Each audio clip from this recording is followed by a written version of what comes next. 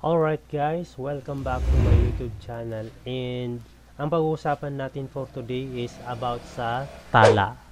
So, dati nung unang install ko pa sa tala is napakaganda niya guys. So, wala ang nagiging problema.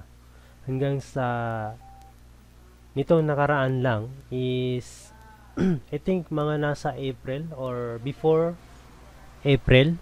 So, dun na nagka-problema. Nag-upload na rin ako ng mga vlogs ko about dito sa problema na to, na kung saan is nag-loan ako sa tala ng 5k, and then after a few days or a few weeks inunahan ko siya ng 1k kasi sabi ko babayaran ko din naman. So hanggat may pera ako is unahan ko muna ng 1,000. So inunahan ko ng 1,000, and then nag-reflect naman, nabawasan yung yung current balance ko sa account ko. And then a few days nagulat na lang ako na may nagbayad doon sa remaining balance ko, which is 4,000 plus. After a few minutes na naman, meron na naman nag-text na nag-loan daw ako ng 11,000. So, papakita ko sa inyo yung email nila dito. So, type natin yung tala. Kasi ito yung gamit kong ito yung gamit kong email sa tala. So, dito, makikita natin, click natin. Ayan. So, makikita natin dito sa date, Saturday, February 17, 4:08 PM. Ayan. So, you've successfully sent 5,000 from your Tala wallet. Kasi ito yung nilon ko na 5,000. So, after ko siyang malon, sinin ko kaagad-agad doon sa wallet ko. Doon mismo sa loob ng Tala. Sa Tala app. And then, after kong ma-send doon sa wallet, and then saka mo naman siya mapoproceed papunta doon sa GCash mo. So, ganun yung ginawa ko. Tinransfer ko sa wallet, and then tinransfer ko na naman doon sa aking GCash account. So, may reference number, ito 02/24/17. So, nasa February pa. And then, dito sa sumunod, ito na. Nung March 12, ito. March 12, 2024. Nakareceive ako ng email na ito nga, which is, nag-loan daw ako ng 11,485. So, dito sa point na to, kagad-agad kong inaksyonan. Pumasok ako sa sa app ng Tala, sa loob ng app ng Tala. Naka-login pa ako. And then nakita ko doon, ang pagkakamali ko na lang is hindi ko na screenshot or hindi ko na screen record yung nangyari. Kasi biglaan. After kong makapasok, nakita ko pa nakabayad daw ako ng remaining balance ko na 4,000 plus. Yun yung pagkakamali ko, hindi ko na screenshot. Pero ewan ko doon sa previous video ko kung nalagay ko ba doon. Siguro panoorin nyo na lang. Ilalagay ko dito sa description sa baba. Okay? Panoorin na lang kung nalagay ko ba yung video na yon, na nailagay ko ba yung video na yon na nakabayad ako sa Tala. So panoorin nyo na lang. Okay? Ayun, so ito na yung sumunod na email. Nandito din, tama, nandito. Ayan, so nag-full payment daw ako ng 4,515. Pero yung inuna kong 1,000, hindi nila ni-record. Hindi nila inano dito. Wala, hindi nila in-email dito. Ang ni-record na lang nila is yung ito, yung niloan ko na 5,000. Ayan, 5,000. At saka yung pag-paid ko daw ng 4,000 plus. Ayan. maraming salamat sa full payment of 4,515, which is ito yung hindi ko pa nababayaran. And nagulat na lang ako na meron akong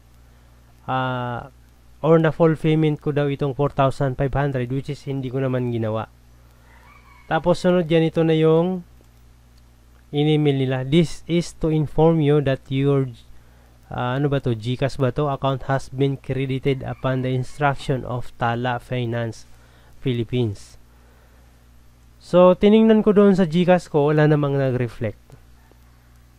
Walang nag-reflect na 11,000. Meron pang trans ID na ito, and then reference number ito. Description, no reason is specified. Ayan o. So, nangyari ito noong Tuesday, March 12, 2024. Tapos, yung video ko naman is in-upload ko no March 12 din. Kasi kagad-agad ko talaga siyang inaksyonan para mai-report yung nangyari. And then, ito na. Nag-email na ako sa kanila. Saan na yun? Saan yung email ko sa kanila? Ito. Nag-email na ako sa kanila. Your request has been received and is being reviewed by our support staff. So, March 12 din Ayan o. Kagad-agad kong inaksyonan. March 12 din. And then Tuesday, March 12 din. Ito na yan. Ito yung, ito nga pala yung email ko sa kanila. Na-compromise po at ang account ko po. Paano po nangyari yon? March 26 pa po ako magbabayad. Nagbigay lang po ako ng 1K na pangunang bayad. Ayan. Tapos, meron pa akong sinend sa kanila na mga screenshots.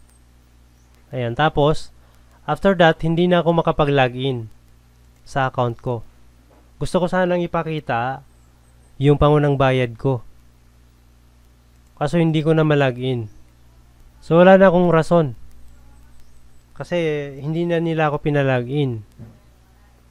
Hanggang sa ayun. Nagpasa ako ng mga ticket.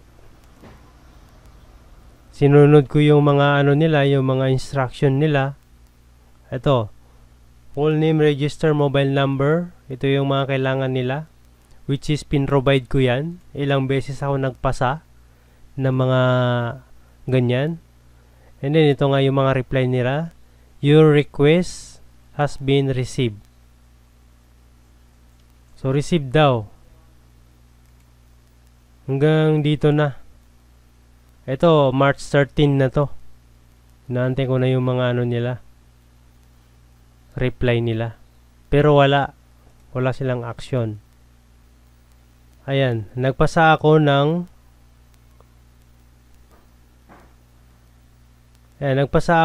ano ng mga video. Nagpasa ako ng mga videos. Saan na yun? Yung mga pinasa ko. Ito sa taas. Nandito na sa taas. Saan na yun? Hanapin natin yung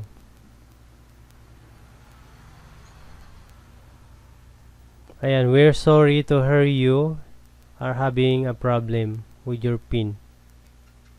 Ayan, so sabi nila record a short video. Ayan.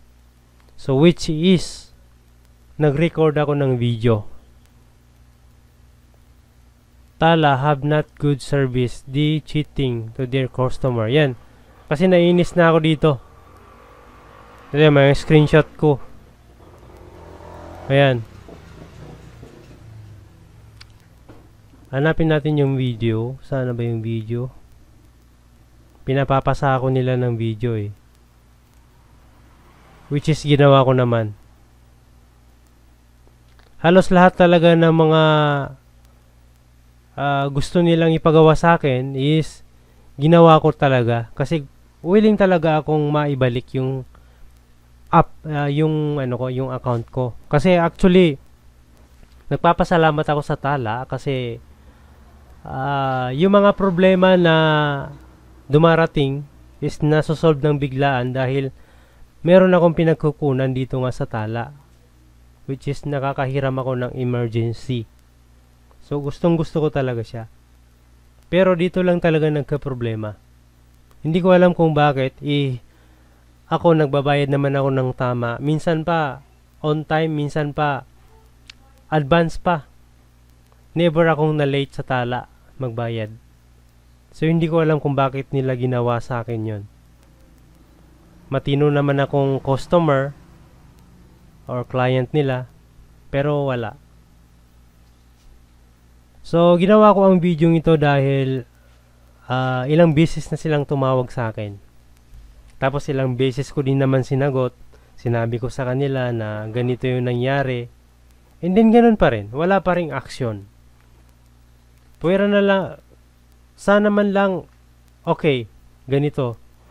Ang bayaran mo na lang is yung remaining balance mo na 4,000 and then ibabalik namin yung account mo. Pero hindi ganun eh. Ang ginagawa nila, nagme-message na lang sila sa akin kagaya nito. Ito 2 days ago. Ayan. Na lumaki na daw yung account, yung outstanding balance ko na 13,000 or 15,000. Sabi ko, paano ko naman babayaran yung pera na hindi ko naman kinuha? Ayan. So basta ako, sinunod ko talaga lahat ng mga pinapagawa ng tala. Hindi ako nagkulang. Saan ba yung, hindi ko kasi makita eh, yung video na ginawa ko. Basta naipasa ko sa kanila. Hindi ko na kasi mahanap. Basta nandito rin yun eh. Nakita ko rin kanina. Pero, kasi umahaba na yung video, medyo natataranta tayong hanapin. Yung video na yun. We have, ito, nag-reply din sila oh. We have received the video you sent us. Ibig sabihin, nakita nila yung video na proof ko na ako yung, kasi ang gusto nila dito, mag-video ka, hawak-hawak mo yung ID mo, and then, ipapasa mo sa kanila. Ito, na-receive nila. We have received the video you sent us. Upon checking, you failed to state the following. Pero, ito, nag-fail to and then, nag-recreate ako. And then pinasa ko ulit sa kanila. And ganun pa din. Sabi ko, bakit ganun? Palagi na lang. Paulit-ulit na lang. So nainis na lang ako. Inan-install ko yung app ng tala. And then hindi ko na nire-replyan. Wala na akong ano sa kanila. Bahala na sila kung anong gawin nila. Basta hindi ko babayaran yung outstanding na sinasabi nilang 15,000 or yung 11,000 na ipinapasa nila sa akin na nilon ko daw, which is hindi ko naman ginawa. And dito sa video ko, makikita natin,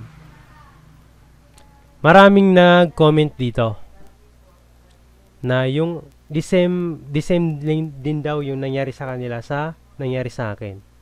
Hindi ko alam kung kayo na nanonood dyan, kung parehas kayo na nangyari sa akin, comment down below para makita ng tala. Okay? Na hindi lang tayo nag-isa, kundi marami tayo. Okay? At dito sa ano nila, sa page din ng tala, napakarami ding reklamo doon.